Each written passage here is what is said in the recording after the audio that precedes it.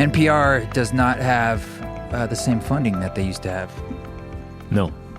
So they're going to have to sell those U87s and settle for like some S7, some SM7s. They're going to be using PreSonus now and like, sure, it's like they're using basic podcast setups. Everything's like Behringer mixers. It's got to be hard being NPR. And by the way, we're rolling. Okay, cool. To be NPR and amidst, us doing podcasts, you know what I mean? Not that we're the competition for NPR, but everybody throws up a microphone and they're in the game. Any traditional, dare I use the term legacy media outlet is like, wait a second, you don't need to spend all this money to reach all those people anymore. No, I mean, so speaking of legacy and non-legacy, we're here. Partially the excuse is because you have a new record. Thanks. And we're both kind of hitting the road, so it's like we gotta talk about it. So it's called which? What is the new record? The album is called Crooked Songs. Crooked Songs. Yep. I think the story of how or why you recorded this is kind of interesting. Thank you. Because I heard, if I'm correct, a different version of this record. Oh, yeah. Or right, some of it, yeah. Right? And it was, let's just say, more fleshed out or produced. Yeah. And I loved it. And I think this was a while ago. Probably 3 years ago. Yeah, right here, I listened to the whole thing. Mm-hmm. And I was like, this is fantastic. And you were good to go. And then somehow you decided to re-record this record. And it has a completely different approach. Mm-hmm. Why? Man, it was a odyssey, man, because that record that you heard, which isn't out and probably never will be out, though I am immensely proud of it. And let's come back to that. Yeah. I showed it to some close friends, 1 or 2 people, say a half a dozen people have heard that. And I'm really proud of it, and I'm glad that those people have heard it. I don't think anyone else will ever. I think some of the songwriting's good, so I might re-record some of the songs, but I digress. The story of the current record starts with that record because I finished that record and I was so proud of it because it was the first record I engineered myself in my home. I did all the... Really? Yeah. I could have sworn the stuff you put up before you did the same. No. The first record, my first full length, The Man Nobody Can Touch, I did at a friend's studio, a garage studio. My friend is I helped him build the studio. He's a very good engineer, and I would come to him with the songs and the ideas, and he would do all the mic handling, button pushing, and stuff like that. And he was also got great ears. His name's Miles Senzaki, and he's a amazing musician based out of Los Angeles. He's an amazing producer, songwriter. He's full,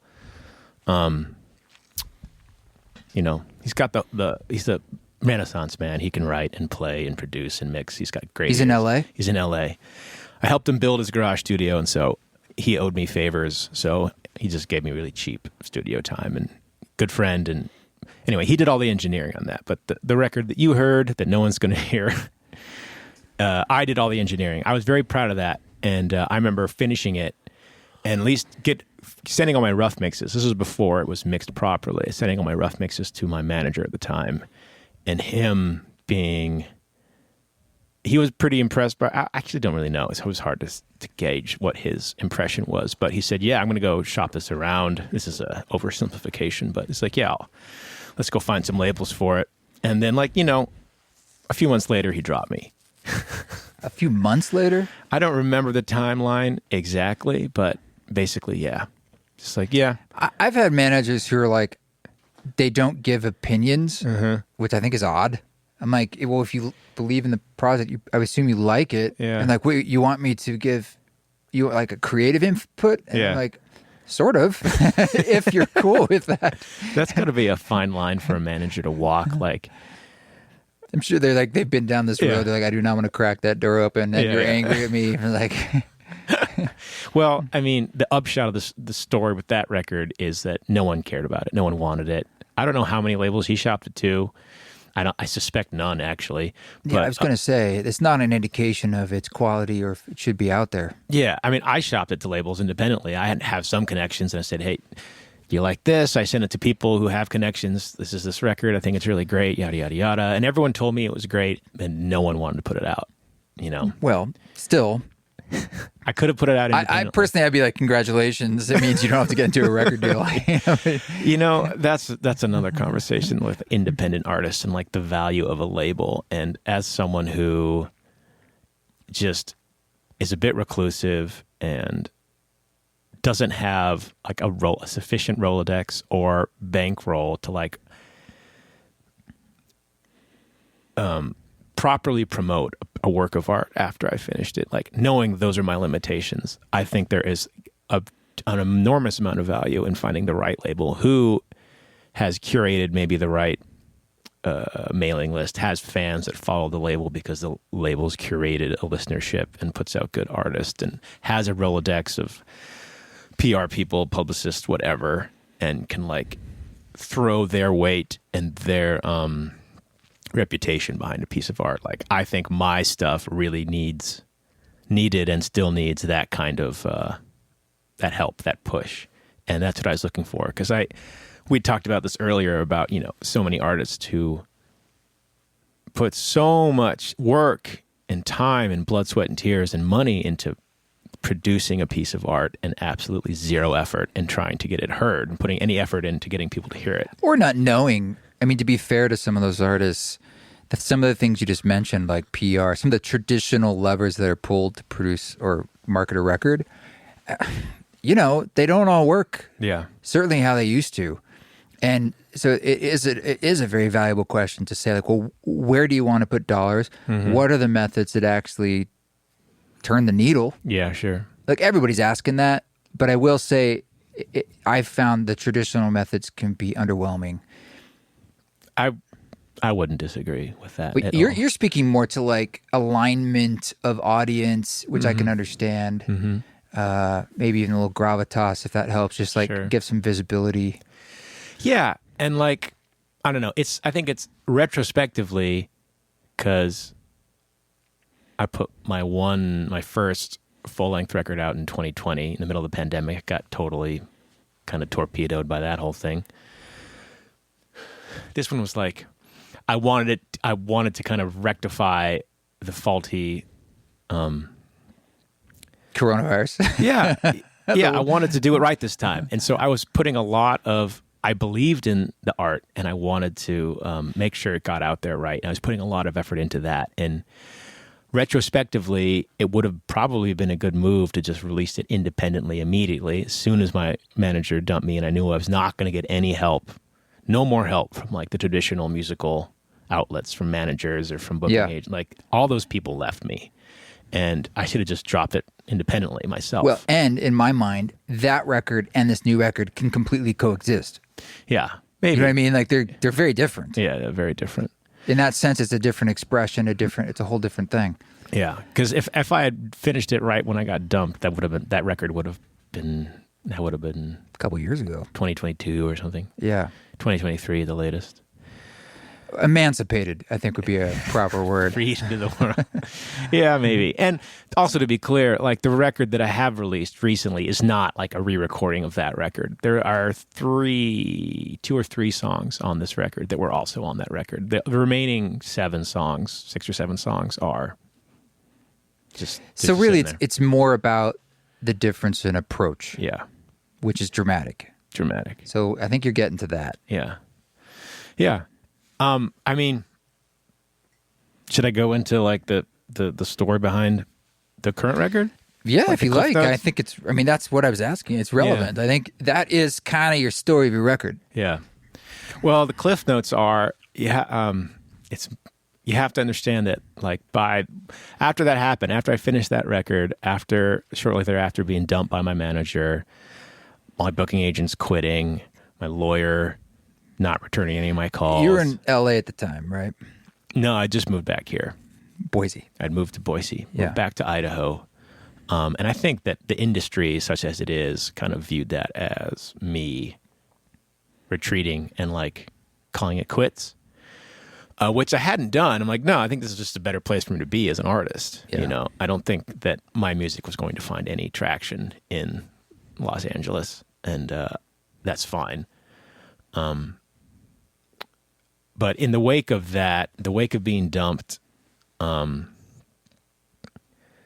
and all my gigs, so I make a living as a blue collar musician. Like I do session work for people. I play drums and keys on people's albums, and I tour with people, and that's how I keep a roof over my head. Just for context, you play multiple instruments, multiple styles. I basically play 2 instruments.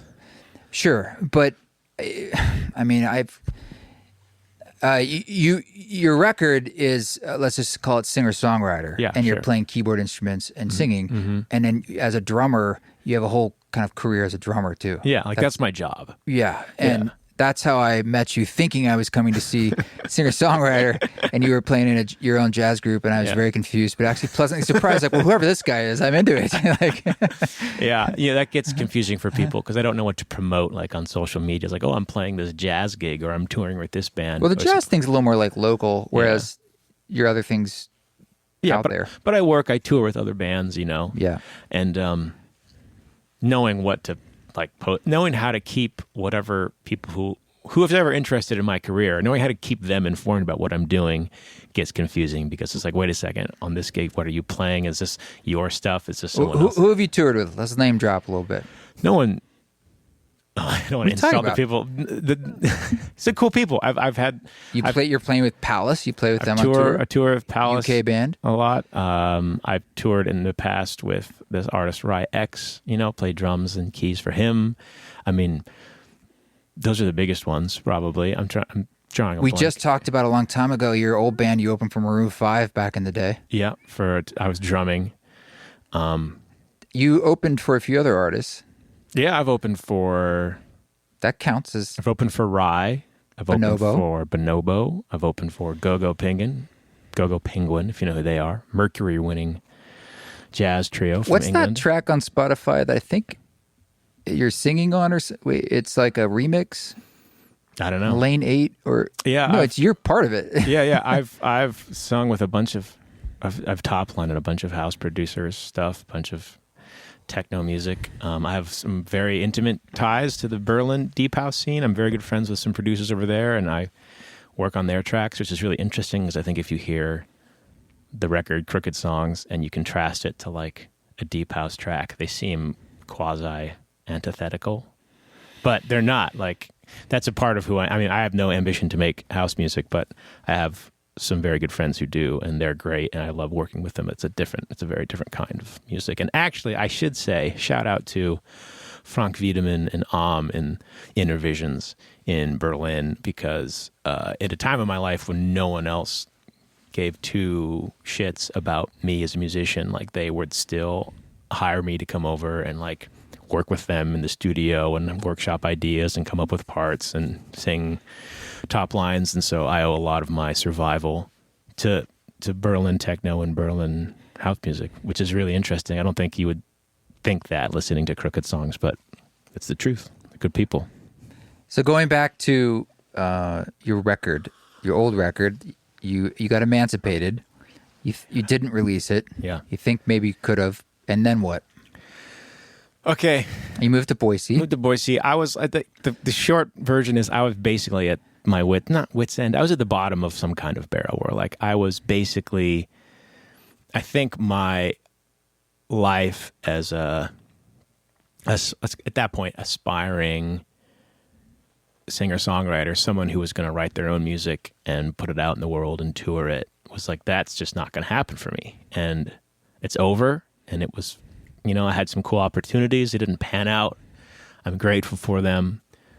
But my life now is that I'm in Boise. I have no work as a musician because no one's touring. And I was working as a carpenter. I was making cabinets, to keep a roof over my head. And cabinets are kind of hard. They are hard. Very exact. I'm not a good carpenter, but anyway. Of all the things, I'd be like, yeah, that's a tough one. That was a real slice of humble pie. I don't know if I can really communicate that accurately, but I had been making a living doing nothing but playing music. You had a degree in it too. got a couple degrees in it. A couple degrees. And, you know, in jazz performance, which is a pretty esoteric thing to have a degree in, but nonetheless, like I supported myself. I lived well enough. I kept food on my plate, kept the lights on and a roof over my head, and all I did was play music for people, you know, extend my talents as a drummer and a composer and a piano player, whatever it might be, helping other people. I'd made a living doing that since I was 20, basically. So what thoughts are coming up when COVID is what really pushed it sideways? I mean, it seems like you personalized the outcome of what happened to you. Nah. Is there an imposter syndrome there, or is there a sense of like, I mean, who did you blame? I don't know if I blamed anyone. Is that manager? No, man, my manager was good at some things and he was bad at other things. He's just like any other human. I don't harbor any resentfulness towards him. In fact, I'm grateful because he was the first person, this was way back in 2015, who's like, I want to manage you, essentially, because I like your music. And okay, I believe props in music. to this guy. Yeah. And that was the point 10 years ago now, where I felt, you know what, I can do it. I can make a living as someone who, not just as like the blue collar sideman, which is a noble profession and something I've always been proud to do. I could make a living on my own music. And his like offering to sign me and manage me was like a big step. Like, yeah, I can do this. So he gave me a lot of confidence, validation, a lot of affirmation. So that was great. So props to him. I've lost track of where I was. Well, we got to the pandemic and things. You were at the bottom. You said. I didn't blame anyone. I didn't blame him. I don't even know if I blamed COVID. Don't feel like I blamed myself. I just kind of like felt like, okay, this is where I am in life. This is the journey, and this is where I am, and it's time to think really hard about what to do with the rest of my life. And it probably doesn't include the ambition of being a singer-songwriter anymore. I wasn't going to stop making music. I had, still do. I have a sense of self-worth that's separate from my identity as an artist. Like, you know, I think I'm a valuable human being, irrespective of how many people like my art. So there's that. And there's also, you know, the confidence to say that, yes, I write good music. And that doesn't matter to me if anyone else agrees with me. Was there a moment when you were more self-obsessed with music and how it was tied up in your identity? Oh, of course. Did something shift? I mean, like, did this process shift it for you, or is it something else? It was a very gradual shift, but all of us, just growing up? Most people, yeah, just growing up. Like certainly in my 20s, when I was just like a drummer on the scene, and I was all in, very competitive, and like, who are the other guys, and am I better than them? Are they better than me? Where am I in the pecking order? And like, absolutely. But you know, my life experience musically, ever since leaving college and going out in the world to hawk my wares as a professional musician, has just basically been humbled. Just like all my cockiness and all my arrogance just continually just being stripped away from me. I've just been humbled repeatedly by life. And that's like I never had like a moment like eureka. My sense of self-worth is now no longer tied to my abilities as a musician. That was a very slow, sometimes very painful process that probably is still unfolding, but, you know, has been unfolding for the past decade, you know, just slowly stripping away the ego, which is very painful, but also so necessary and so beautiful. Yeah, the other side of that, though, is a lot of strength and peace, right? I mean, I see that as like the soul's journey. Yeah. It's just kind of like, this is what it means to, you know, release and release and release. Yeah. And you find the quiescence and the strength beyond that anyway. And usually more success. Yeah, hopefully. Well, like, funny thing is, it's like, yeah, there is a power in that. And also you redefine success and like what you think of as success, and even who you look at as successful, the people you look up to or aspire, who have the careers, let's say, that you would aspire to have. Like a lot of that starts to seem very hollow. Yeah, and then you get to know some of these people. Yeah. And you're like, God, they're stressed. They're stressed. You know, some of them are very stressed. You know. Some of them are, I'm going to repeat myself, very hollow. Like, that's actually not what I want at all. Like, and even that kind of success, I've said this a lot. Like I teach in addition to playing is, to keep a roof over my head. And I tell my students this, like if 18-year-old gents Kuross saw me now and said, this is what your career is going to look like, I would be like, screw that. I'm out, dude. I'm joining the army or something. I'm going to go get a degree in communications and what, I'm not. Like, oh my God. You with a degree in communications, that cracks me up. But like what, here, let me finish the story. Like, all due respect. Yeah. I'm not saying like you can't communicate. It's like, you communication I just majors can't out there. see you giving two shits about, trying to figure out a marketing plan for some other. No, yeah, that would be awful. But the point being that like what I have now is not what I thought I was going to have when I was 18. But the enlightenment, the important point is that 18-year-old Gents was an idiot.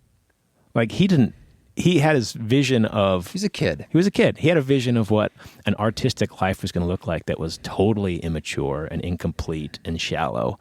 And like... Hollow, exactly. And, woe to people who find all their success when they're 18 because they don't have the opportunity for that vision to mature. Yeah. Yeah. I'm going to break when I'm 50. I can feel it. Yeah. Some horses break late in the race, man, and maybe that's us. Yeah, well, I think that's very astute and very true. But let me ask you this. The 18-year-old you, if you had heard this new record, what would the 18-year-old think of the record? Well, I mean, the 18-year-old Gents only wanted to be like a badass drummer. So he would be like, eh. So you weren't doing singer-songwriter thing then? No, I didn't start. Not at all? No. Matt, I remember being... So you would have been like, what the fuck is this? There's no drumming. Yeah, Where's the drumming? Yeah, exactly. Like, who cares about it? It's like, fine. Because for the record, there's no really drumming. There's no drumming. There's on the record. Almost nothing on the album. Almost nothing. Except songs. Just pure space. Yeah, just silence. Occasionally a word or two. Yeah. It's very meditative. Takes it to a new level, minimalism. Yeah, so, I mean, yeah, you wouldn't have liked it, probably. But that's because, like I repeat myself, I don't know, 18-year-old Gents was an idiot. I wouldn't have appreciated it to the depth I do now, but I did like singer-songwriter stuff back then. I remember thinking, like, playing with bands as a drummer, like thinking to myself, man, I'm so lucky that I don't have to be the guy up front, singing to people and like communicating with people and like selling the whole thing. I just got to sit back here and play drums. It's fun. I just got to have so much fun doing this. And I don't have to shoulder any of the stress. Dude, you're stressing me out right now. Seriously. But God has a funny sense of humor because now I'm that guy. Yeah. Who knew? But I still drum. If you want me to play drums on your album, just shout out, send me an email. Well, you played on music for the deck at the Titanic. Mm-hmm. That is you playing those drums here. Yeah, thanks. Yeah, it turned out well. Yep. So you were at the point where we still don't know how you came out of the bottom. We're dragging this story out. It's all good, but somewhere there's a redemption here. Well, just take me through how somehow you decided to take some pieces of this old album, why you didn't release it, and decided to do it in a different way, which is what is out now. Okay, so at the bottom of the barrel of my life, such as it is, I was booked to be the opening act for a touring guitarist who was coming through Boise, a guy named Hayden Pedigo. Instrumentalist. He just plays solo guitar. Beautiful music, very cinematic. But it's interesting. It's simultaneously very cinematic and wide, but also very intimate. And it's beautiful music. It's very raw. It's very honest. It's everything I like in art. I'd never heard of him at that time. He'd never heard of me, but he had finished a tour opening up for Devendra. Was it Devendra Banhart at the time? Well, Devendra played Treefort here. I don't know if that was the same. This is before that. Okay. Anyway, he was like on the legs of that tour. He's from Texas. He was driving back to Texas, and his promoter had booked him, or his booking agent had booked him a gig in Boise. So he had one more gig on the way back, and it's in this little basement called the Shrine, which is a really cool venue in Boise. And I was the opening act, and we met beforehand. We got dinner beforehand. That's already unusual. Yeah. We did sound check together, and then we ate some tacos together and hit it off. He was a really nice guy. He was on tour with his wife, Lahana, who was also a lovely person. And anyway, we played the show. I played my set, and at the end of it, and I've opened for a lot of people. I've never really been a headlining artist, but I've been an opening artist for a lot of people. And he asked me to play an encore, like from the audience. Like he was watching from the audience, and he asked also unusual, totally unheard of. Like I'm like, what? I thought it was a joke. Maybe he wanted me to keep going. No headlining artist wants the opener to keep playing. It's just not. Anyway, it's super rare. And I was like, okay. I played. That was a very interesting experience. I played the show afterward. I heard him play his set afterwards. It was beautiful. Afterwards, we hit it off. And started talking, and I don't know, he asked me some questions about, like, you know, what kind of artist do you think you are, essentially, like, where do you think you belong? And I'm like, I don't think that's up to me, man. Like, I think just, like, I make music, it's good, I believe in it. If my place as an artist is just, like, occasionally play a gig in this basement in Boise, Idaho, and hopefully have an effect on the 30 to 50 people that may or may not be there watching me, that's, you know, I can accept that as a beautiful fate. I don't think that says anything about the goodness or badness or the quality of my art one way or the other. I'm kind of content with that, you know, because that's the piece after being at the bottom of the barrel, it's kind of the piece I had to find within myself. It's just a matter of survival. Sounds super valuable, like to be connected to that piece, because then anything else that comes after that is gravy. Totally gravy. You got to find the foundation. Yeah. And before it sounds like, not to use the word hollow again, you didn't fully connect to what that was and really know it in your bones through experience. No, I mean, the dark night of the soul, if you will. I don't know if you've ever read St. John of the Cross, beautiful book. But like the artistic dark night of the soul is like, and it's analogous to like, can be analogous to one's faith journey. For me, the two are very intertwined, my faith and my like artistic practice, which is to say, like, there was years and years where I was giving myself like so fully to the art, to working on art, and getting nothing in return, and like no affirmation from life at all. Like this, like no clue, not just like one little clue that like, this is something that you should do. Do like, you think you should have gotten affirmation? Well, here's the thing.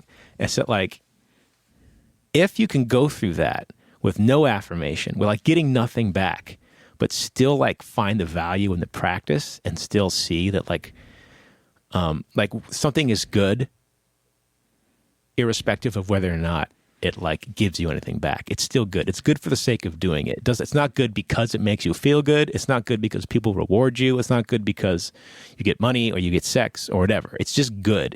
It gives you nothing back, and you still kind of understand it as good and worthy of attention and discipline.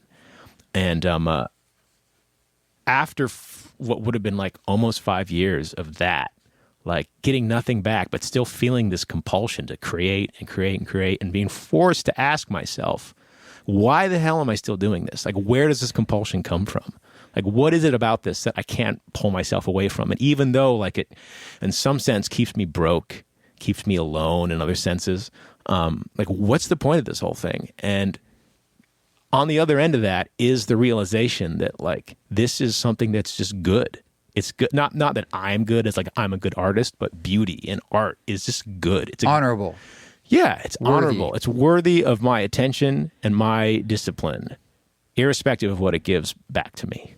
And kind of coming to that realization. And it wasn't just like a eureka moment. It was a very slow unfolding of realization. I mean, when you walk in your place, it's I guess like a tiny house, like a Kato Kalin situation, old reference. Mm-hmm. You don't have a couch. Mm-mm. You literally walk in the door. It's all keyboards and instruments in every area, a little bit of a kitchen. That's it. Yeah. Yeah. There is no like, well, I have to have a chair or a table. Like, no. I guess you have a desk chair for your computer, but which I need to get a new one that's not particularly comfortable, but yeah, totally. I mean, so rewinding to where we were with the Hayden thing in the basement, it's like that's kind of where I was. And he's like, he told me some things that were incredibly kind and flattering and affirming about the music and how good he thought it was and what kind of audience he thought it deserved, which I'm like, that's cool, man. If that happens, it happens. But like, I think I've kind of found a degree of peace here. And were you jaded, or was it more like, I'm not as interested in that chase, that game? Oh, it's both. It's both. You know, I contain multitudes, and there is a part of me as a human that is like the bitter, jaded, resentful side for sure. What? That's my ego. You know, and it's there. What's that supposed to mean? My favorite thing you say. Hey, turn that mic a little bit towards you. Is when we see something or ask what you think about something, you never will say, I hated it.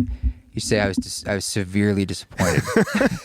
When have I said that? I use that comment a lot now with Rob. What have I told you? I was severely disappointed. What have I told you about that? What have I told you I was severely I'm not going to drop names that you were severely disappointed in. But I mean, you know, I'll be like, we go to the same shows in town. I'll be like, what'd you think? And I might have said once or twice, I was like, I really didn't like their eyes. I hope I didn't use the word hate. But you said, well, I didn't hate it. And I was like, but I was severely disappointed. Severely. Yeah. Well, it's accurate. Here's the other thing about that whole journey is that, and I don't want to present myself like I've attained some kind of Zen or Nirvana or like I've transcended anything. I'm down in the mud with the rest of the people. I have an ego that needs to be satiated, and I do battle with it every day. However, in those brief moments of enlightenment, like other music, that most music starts to feel pretty stale if you get the intimation that maybe what it's really about at its core is just the ego of the person creating it. And this could be for pop stars. They're the easiest ones to make fun of, obviously, but it's also true for hip, indie, taste-making kind of artists.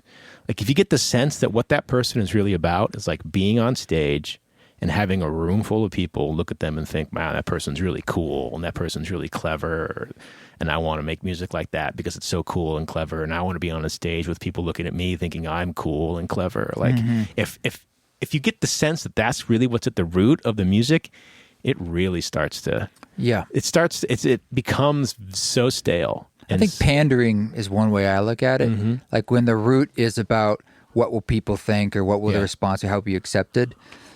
That's how I made music in my 20s.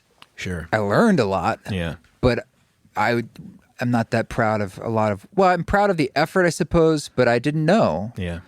And it wasn't for me until the psychedelics that gave me the license to be like, I'm literally only making this for me. And what, surprise, surprise, it's more interesting.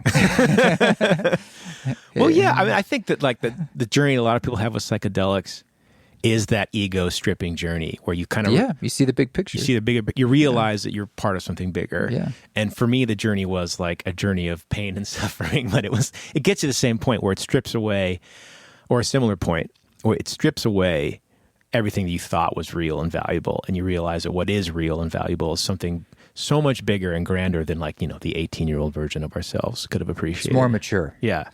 And so it sounds like you couldn't have made this record then earlier.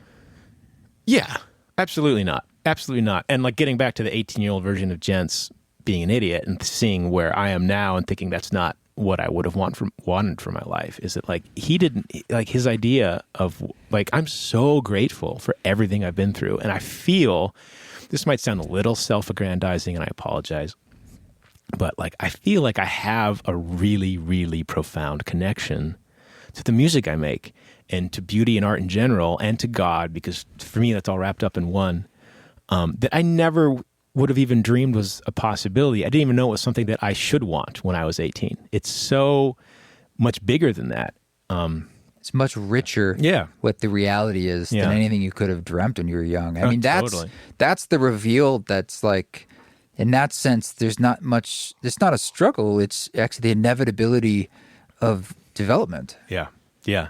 And that's why, like, woe to those who have all their dreams come true when they're 18 years old. It's because you also get arrested development of your if you get truly famous, I don't think you grow up beyond that. No. Or it's very hard to. Yeah, I think very few people do. Nobody says no. You know, you don't really have a normal reality anymore. No.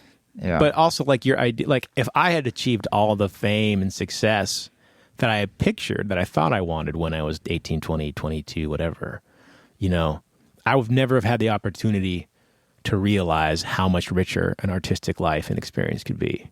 It's so much deeper. It's so much more profound. And I think there's plenty of artists who go through life. This is where it sounds self-aggrandizing. I apologize because I don't want to put myself on any kind of pedestal, but I feel like it's so much more profound than so many of the artists I interact with realize. You know, I met someone a friend of mine. She was 60-something. It was her birthday, and I said, happy birthday. And then I said, how's it going? She says, you know, getting older, of course, it's hard, but it gets so much richer. Yeah. 2 weeks later, she died unexpectedly. Just died. Got an infection and died. And I never forgot that. I don't know. So this little nugget about it, and it does get richer. Yeah. As time goes on, however you want to classify what that means. Leonard Cohen, I think I was watching a documentary on him. In his own words, he didn't really quote unquote break. And he had a very windy career until he was 40. Yeah. And he said, I couldn't have before because what I'm bringing forth, it needed a certain level of gravitas and maturity that I didn't have. Like the work he's doing could only be done later in his life. Yeah. Yeah. And I think, we're getting off track here, but that totally speaks to the vacuity in popular culture where like what you're expected to do is have all that gravitas and that profound vision when you're 20 years old. And it's pretty rare. It's very rare. Pretty rare. I certainly did. Yeah. And so people who, in Leonard Cohen's case, don't quote unquote break maybe till they're in their 40s, like are kind of are not valued when like they are the ones with the perspective and they're the ones with the experience to like make art that can speak on a much deeper and more profound level than a 20-year-old. And no shade on 20-year-olds. I was 20 once, and being 20 is great in a number of ways. And a special perspective. Someone once told me that 26, 27-year-olds are actually the real change makers in the sense that that's when you're on a pulse and you're at a certain age where you are looking at things freshly and differently, but you're old enough to be like really thinking outside the box sometimes. And you also have the energy. Totally. You got endless energy. Yeah. Yeah. So there is a magic, in there, but things come at all sorts of times. Look at Ram Dass. When I recorded that record with him, it was the last couple years of his life. He was barely speaking, and then he dies, and he continues to grow in relevance. Not even alive. Yeah. To young people. Yeah. So, it's interesting how especially these days, the way content goes around. So the record you made, Hayden, gave you some props, and I think he propelled you to try something. Yeah, well, he was the first person to be so effusive about my music. Like what you told me that not only I like I said, I believed that what I was making was good, but I didn't believe that meant it deserved an audience. That's the simplest way of putting it. Time out, buddy. I take offense at this. I literally have given you. I like your work. I sat right here in the studio, listened to the whole record, and gave you a lot of compliments. And maybe I didn't have the same juice as Hayden, but I was effusive. And I genuinely like your music, and I've been trying to support it. You have been. There have been other people who supported you. Yes. What is it that made Hayden different? I don't really know, but there was like a. Right time, right place, I guess. Right time, right place. And he asked to hear the record that you heard and you liked so much, the one that the record I'd made that got me dumped by my management. And I said, I sent that to him. He listened to it on his drive to Texas. And he's like, hey, man, that record was great. Do you think you could record a couple songs that sounded just like the performance I heard? Because the performance he heard was just me sitting at a piano. That is the difference, I guess, is that there was this live element that was witnessed, and he wanted something about that. Yeah, he wanted that on record, and his intuition was, and I think this has turned out to be true, is that the proper way to communicate my musical ideas is unencumbered, let's say, by production wizardry. And that, which is the stuff that's going to be most effective and interesting, and the statement that's going to be most profound is one that is, in my case, I don't want to. This is not true for everyone, but in my case, the best way to communicate my music was just like no bells and no whistles, and just like give me the man, exe homo. So Wurlitzer, an amp, and the singing. And he approached me with that idea, and I'm like, at that time I had a bunch of new songs I had written, and I was wondering how to record them, how best to record them, and I was definitely leaning in a more raw direction, let's say, but he's like, no, man, just like go for the jugular. We had communicated about records like Arthur Russell's World of Echo. I don't know if you've heard that, but it's just great. I know Arthur Russell a bit. You know, Peter Broderick is like the guy that is hired now to do Arthur Russell concerts. Really? Yeah. I did not know And that. he sounds remarkably like him. Have you heard World of Echo? I have not sat down and listened to that. It's a unique record. It's just him singing, playing cello, and then it's all going through like a Roland space echo, and that's it. And every single song is like that. And some of them are pretty abstract, unstraightforward. They're not like pop music at all. But the idea was like, let's do a record that is just like every song sounds quote unquote the same. Like it's the same, recorded the same way, same sounds, as opposed to having like a myriad of ideas, you know, to try and make each song sound unique in its own way. It's more of a statement if it's just you sitting in your living room playing your Wurlitzer singing. And I said, well, part of me was like, well, that was a good show. Like, it was a great show. He sounded great. I sounded great. And there's a magic there in the room, and he wants to recapture that. I'm not so sure it's capturable because there's always but it's your living room. It's like, what do I have to lose besides time? Exactly. And a little pride. Exactly. Might as well try it. Exactly. And so I sent him a song that I'm like, is this kind of what you're going for? You know, I had to think about, well, when I'm playing live, what do I hear that's not just the piano and just the voice? There's other sounds. There's sounds of me and my stool. There's sounds of me breathing. There's sounds of the fingers on the keys. There's sounds of all this stuff. And how do I like set up microphones that actually capture not just the voice and the piano, but like the space? The space was very important to capture it. So I did some thinking and mic'd it up and sent him a version, and he was just like, yeah, that's amazing. That's exactly what I'm after. And then he told me, it's like, if you can record just like 3 or 4 songs like this, like, I swear I'll get you a record deal. Like, that's like, I'm like, really? I'm like, okay. You know, seriously, nothing to lose. And he was right.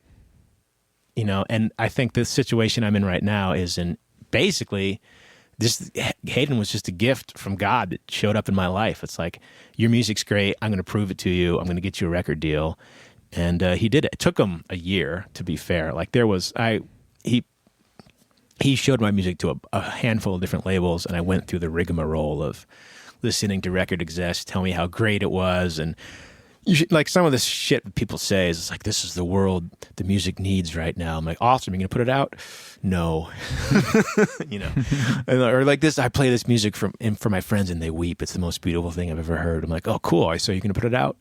No. You know, like that over and over again. And just coming to the place, I'm like, well, okay, I made one fan, and that fan is Hayden Pedigo, and that's great. You know, I'm grateful that my music could affect someone. I know it affects at least this guy profoundly. But anyway, and you, 2 people.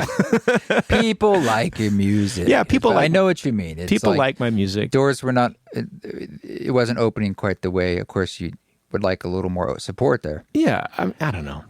Yeah.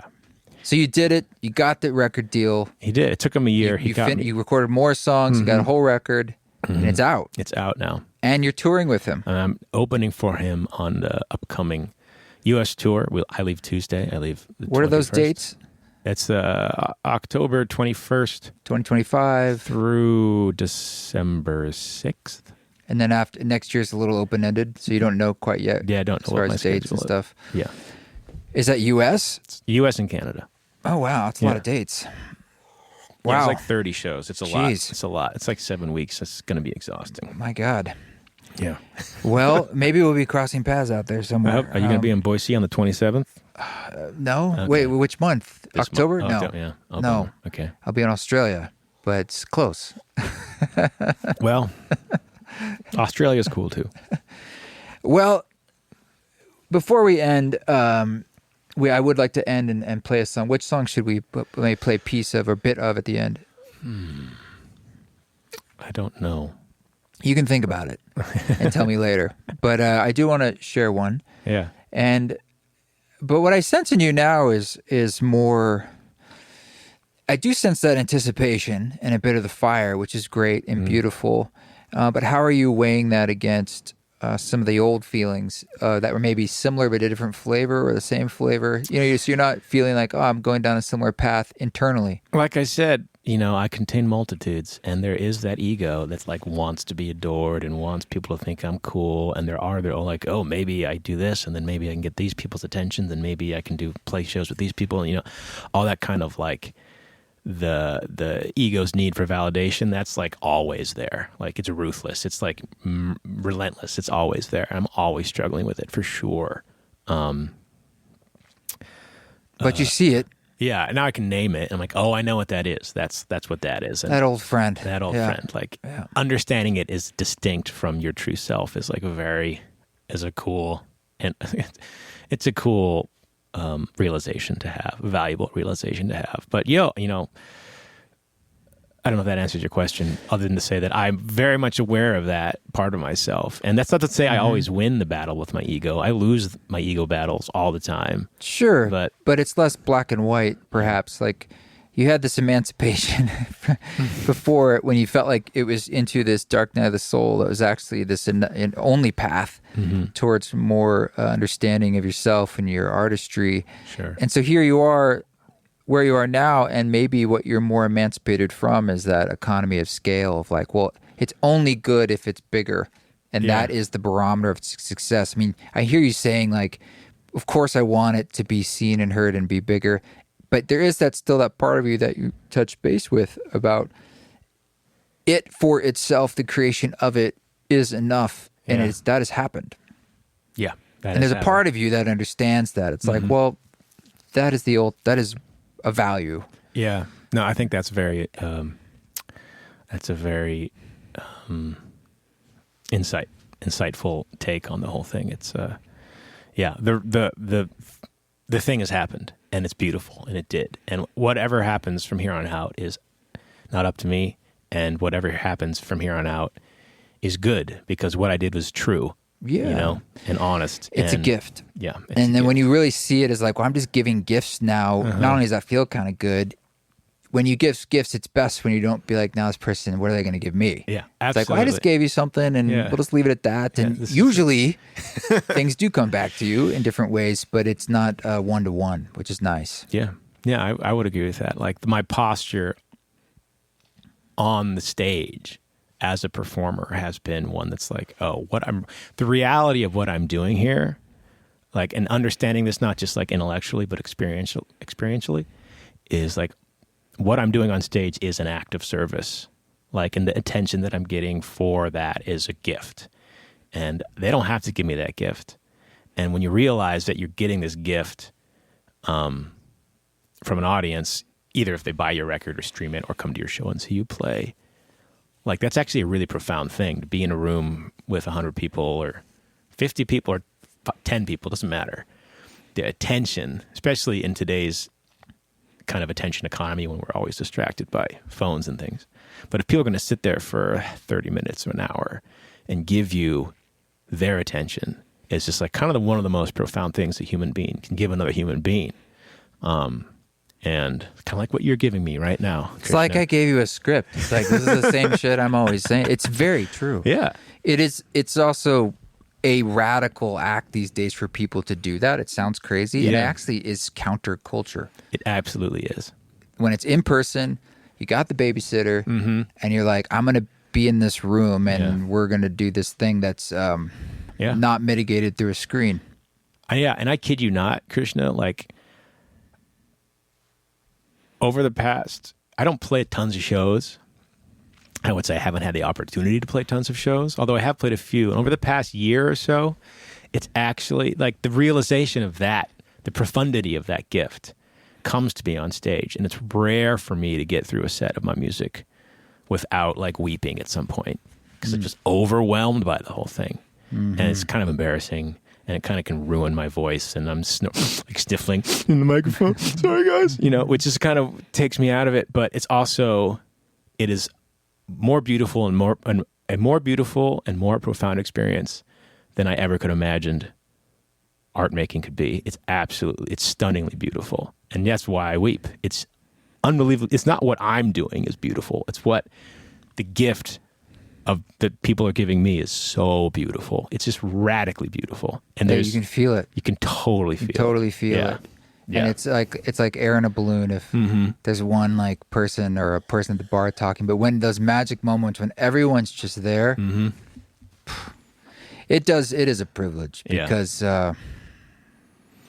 you're just serving as like a conduit. It's like, well, I'll steer the ship for this, and we've all agreed. And then because they do that, you can do what you do. They have to fully give you that attention. Yeah. But when they do, that's the co-creation of whatever that is in live music. That's truly special. Yeah, totally. And it's overwhelming. It's 100% the audience's choice. Yeah, it's amazing. It's totally amazing. Well, good. We'll play a song, and wishing you a break a leg out there on the tour. And thanks, man. Yeah, thanks for sharing more about it, and maybe we'll check in on the other side. I would love to, and I appreciate the opportunity to come here and talk to you about it. Thank you. All right. So, did you pick a song? Let's go with Beggar's Nation. I had a feeling that was going to be it. All right, Beggar's Nation. This is a bit of it, and listen to the album wherever you listen. The vinyl might be sold out, but they might make more. And what's the label? The label is Woodsist. Woodsist, yeah. We'll put a link here. Woodsist. Great little label based out of upstate New York. Shout out. They took a chance on me. There's no reason to sign me, but they did. And they like music. They're true fans, and I really appreciate Woodsist. Great label. Word up. Thanks, Woodsist, for not shutting down this podcast for us playing it.